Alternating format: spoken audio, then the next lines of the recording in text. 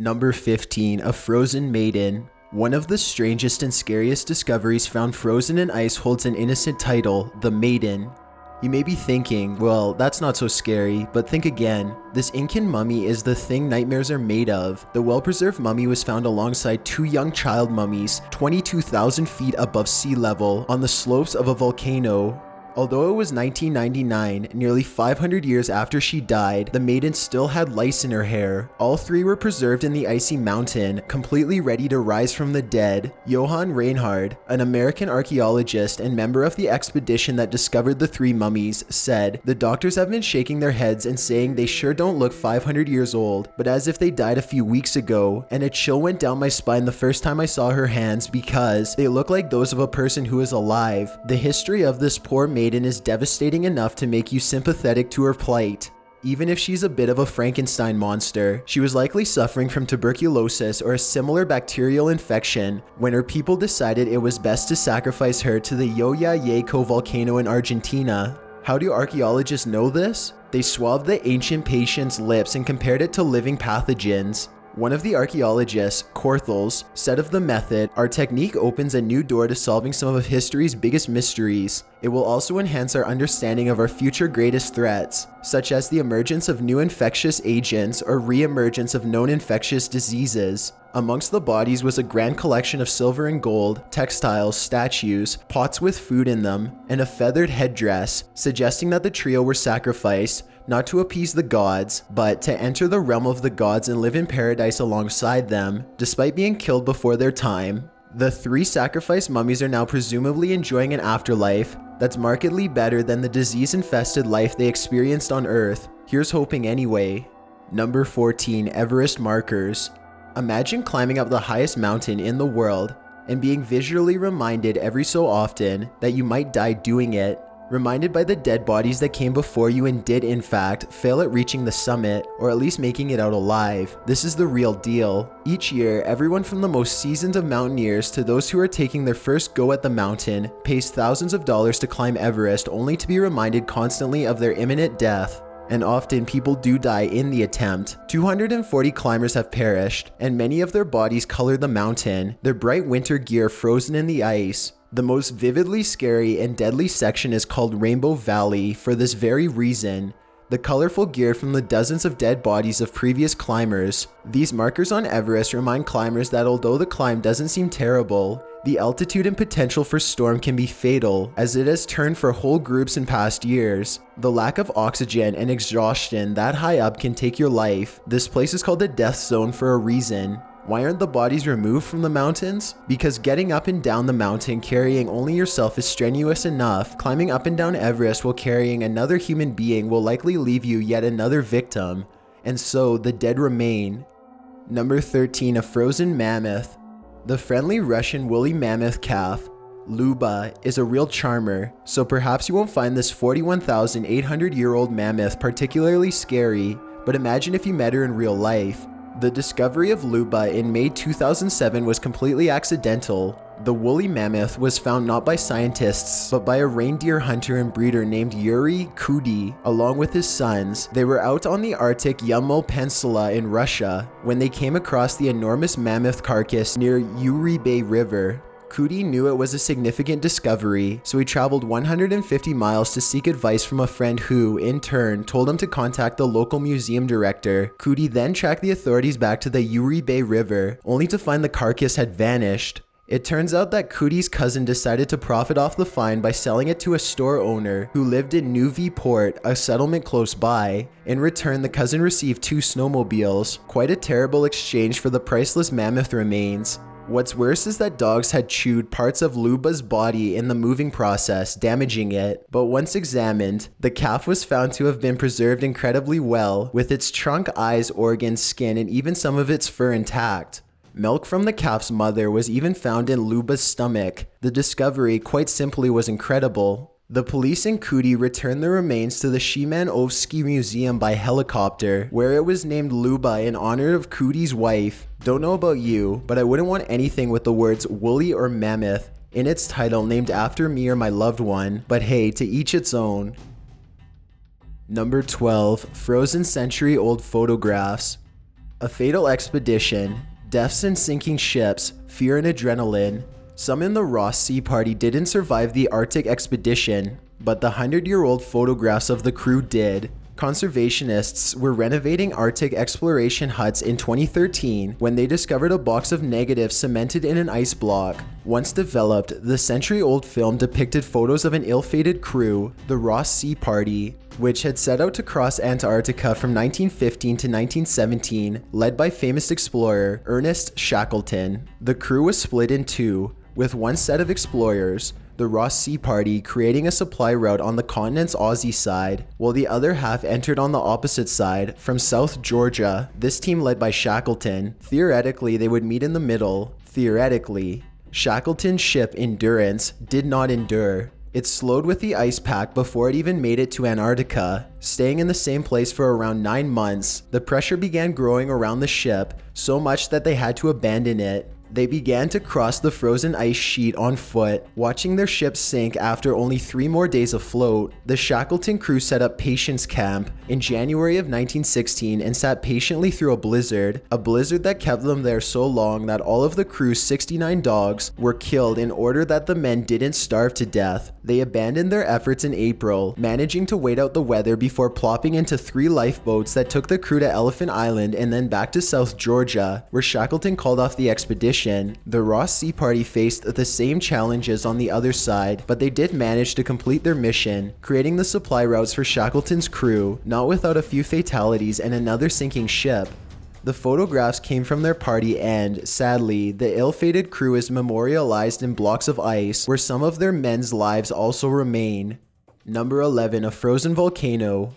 You've seen the ground freeze, you've likely skated upon it. You may even have gone ice fishing, planting yourself on a frozen lake over a hole, but you probably don't realize that when this ground freezes and thaws, the land beneath it changes shape, like some creepy shapeshifter. Land that regularly freezes and thaws can create some whopping land formations, like the pingus found on China's Tibetan Plateau. The fairly flat and barren land is sometimes oddly interrupted by these 160-foot tall volcano-like hills. These pingus form when the frozen ice underground is pressurized. Gradually, ice layers are fed by the pressurized water from below, producing these pingus that just may explode like gushing ice volcanoes. While they may not be as scary or dangerous as lava spewers, if in the wrong place at the wrong time, pingus can certainly shoot your eye out. Number 10, a frozen plant.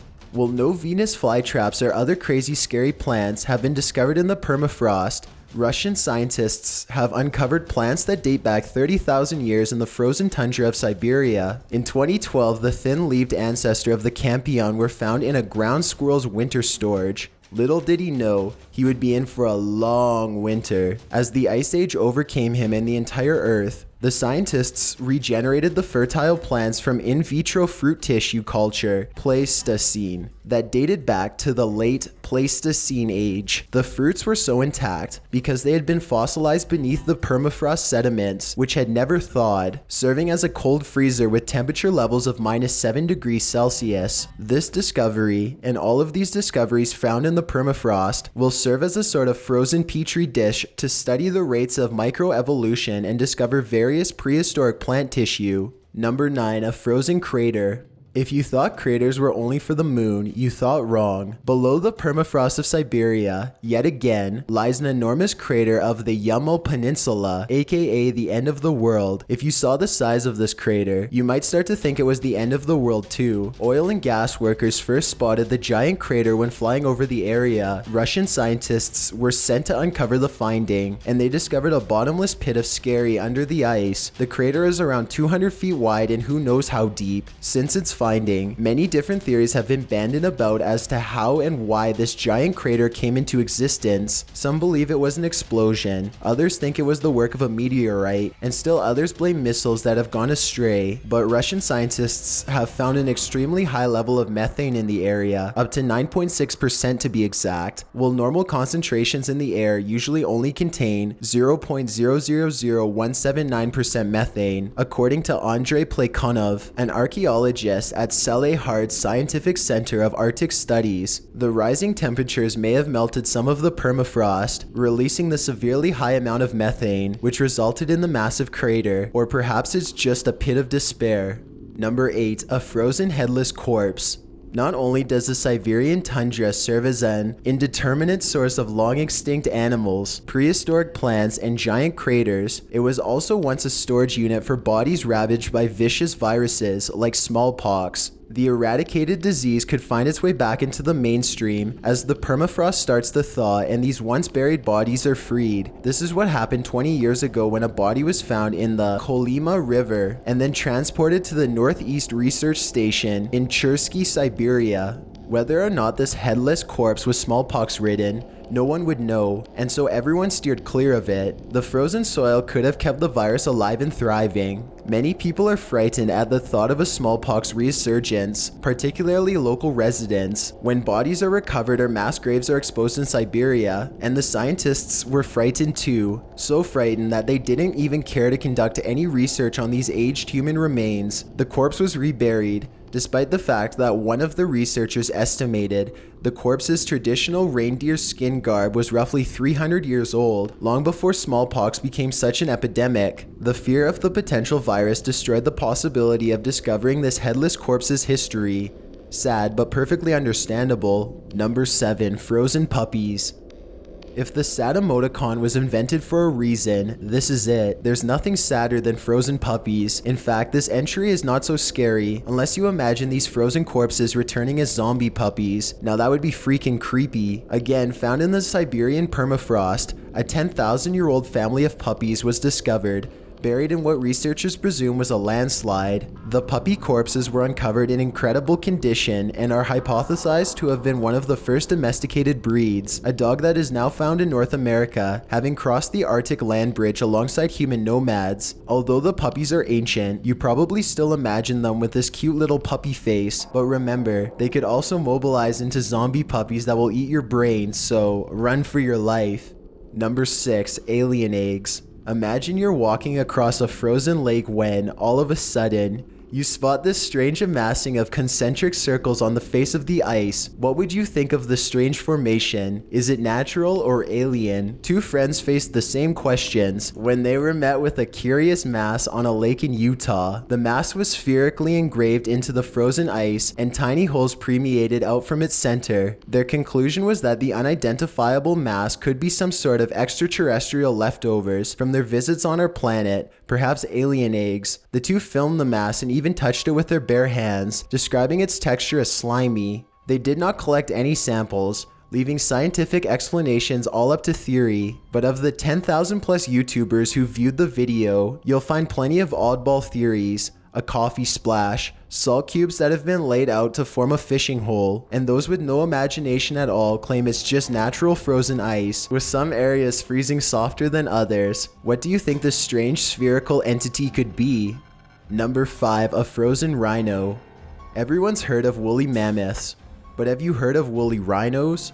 The scary cute little baby rhino Sasha was discovered in, you guessed it, Siberia, as its ice casket melted for the big reveal. Like Luba, this particular woolly rhino was found by hunters in 2014. They were heading down a stream when they spotted what they thought was a dead reindeer carcass floating just beyond the permafrost. Upon closer examination, however, they discovered the age-old rhino and removed it from the soil, storing it away during the cold season before delivering it to the Saha Republic Academy of Sciences. Being just an 18-month-old baby calf, Sasha may not have been all that scary, but she is scary unique. She's the only woolly rhino calf to have ever been found, and one of only a handful of woolly rhinos to be discovered. She wasn't fully intact, however, having had her backside torn apart by a predator, but a leg, the torso, the head, and her horns and woolly skin have been preserved. Researchers who examine these extinct creatures' carcasses will be able to better hypothesize how they grew, lived, and adapted as the Earth drove them to extinction. Number 4. A frozen skeleton pit. Near the Himalayas lies a glacial lake called Rupkund. It's innocent enough in the coldest months when it's frozen, but when the ice thaws, a stunningly creepy pile of bones is revealed. Human bones. The eerie remains were uncovered in 1942 by a forest guard who came across Skeleton Lake, as it's been rightly named, and the hundreds of bones that float within it. The bones were originally thought to be World War II remains of Japanese soldiers, Nope. They were later thought to be the remains of Kashmir General Singh and his men, who were believed to have gotten lost in the upper Himalayas when returning from 1841's Battle of Tibet. Still, nope. They were much older than a century or two. National Geographic scientists detected that the skeletons dated back to 850 AD, and that many of the skulls indicate they were struck by tiny pinpricks falling straight down upon them. Probably hail. In fact, as the local folklore tells it, Kanadja's king, CenturyOld, and his men were celebrating in the high mountain when Latu, a deity, massacred the lot of them for disturbing his sleep. Talk about raining on the Kanadja's parade. Now all that remains, frozen in ice, is a pit of death to remind us all to respect the heavens. Number 3, a frozen warning of warming. American geologist Paul T. Walker may have known exactly what was to come when he wrote a note, slipped it in a bottle, and buried it beneath some rocks near the edge of a Canadian glacier on Ward Hunt Island in 1959, not knowing whether his message would be discovered. His note instructed the finder to measure the distance from the bottle to the edge of the glacier. In 2013, 2 Laval University scientists from one of the island's research stations did, in fact, uncover the bottle frozen in ice more than 50 years after his death, which was only a month following the written message when he died of paralysis from a brain seizure. They followed his instructions. The scary and shocking measurements revealed that the ice shelf had retracted 233 feet from Walker's measurement in 1959, which was 168 feet, to the newfound measurement at 401 feet. This vast difference indicates that global warming is real, and that is scary no matter which way you look at it. Number 2, a frozen virus. Unless you're a climate change denier, you'd probably agree it's common knowledge that the Earth is getting warmer and the ice caps are melting. If you also agree that this warming is man-made, then we'd better unmake it, because we're opening up a whole new can of worms when it comes to unearthing prehistoric viruses in the Earth's frozen ice. Recently, 100 feet beneath the frozen soil of the Siberian tundra, a giant scary virus was discovered, still active, still infectious, still going strong, despite being an estimated 30,000 plus years old. According to the researchers who discovered the virus, it was fat and elongated, which is why it was named the Pathos virus, pathos being derived from the Greek word for a large storage barrel. The virus is said to be the largest on Earth, but don't wet your scaredy pants quite yet. Although enormous and infectious, the human species is immune to the danger the virus poses, as it only affects amoebes, single-celled organisms. Thank God most of us are many-celled, but the discovery still poses a problem. When the permafrost is distributed, either by scientists, nature, or man-made global warming, supersized viruses that lurk below may also be disturbed, and next time, who knows if the virus will be harmless to man, like this mega Siberian one. The permafrost may serve as a waiting room for prehistoric infectious viruses that have the potential to destroy the human species. Before we get to number 1, my name is Chills and I hope you're enjoying the video so far. If you've ever been curious as to what I look like in real life, then follow me on Instagram at DylanIsChillinYT. I also have a Twitter at YTChills where I post video updates. I'd really appreciate it if you followed me, and feel free to send me a DM if you have any questions or suggestions. Number 1, a frozen curse. Yet another mummy, known as Ötzi the Iceman, was found in the Ötztal Alps in 1991. The Iceman dates back to sometime around 3300 BC, making him hella old and hella scary. As the crew removed him from the mountain after 2 German tourists discovered him, Ötzi was a cursed thing. In the 13 years that followed, 7 people who were involved in the excavation ended up dead. 4 of the deaths were extremely violent, while the other 3 were natural. The Iceman himself is said to have experienced a violent death. He was speared by an arrow, after which his skull was bashed in with a rock or some other blunt object. Cursed conspiracists suppose that the Iceman wanted to avenge his death in the form of cursing those who would remove his body from its final resting place, and maybe that's true. Let's tally his victims up and decide for ourselves. Death number 1 was Rainer Henn, the forensic pathologist who placed the remains of Ötzi in a body bag. He died in a terrible car crash on the way to a world conference to discuss Ötzi in 1992. Death number 2 was Kurt Fritz, the mountaineer guide who led Hen to the remains. On a separate climb, he was killed in an avalanche. He was the only member of his party to die. Death number 3 was natural. The photographer of the excavation died from a brain tumor. Death number 4 was Elmut Simon, the man who discovered Ötzi. He'd gone missing in 2004, and after a week, he was found in a creek where he'd landed after plummeting 300 feet off a cliff. Death number 5 was a man on Simon's rescue team who passed away only an hour after his funeral. Death number 6 was Konrad Spindler, a lead expert on the Iceman, who passed away from a chronic condition of ALS. And the last death was Tom Loy, a scientist who examined the Iceman's clothing and weapons. He passed away naturally as well, from a hereditary blood disease. After that, the curse seemed to have run its course, that is, until the Iceman cometh.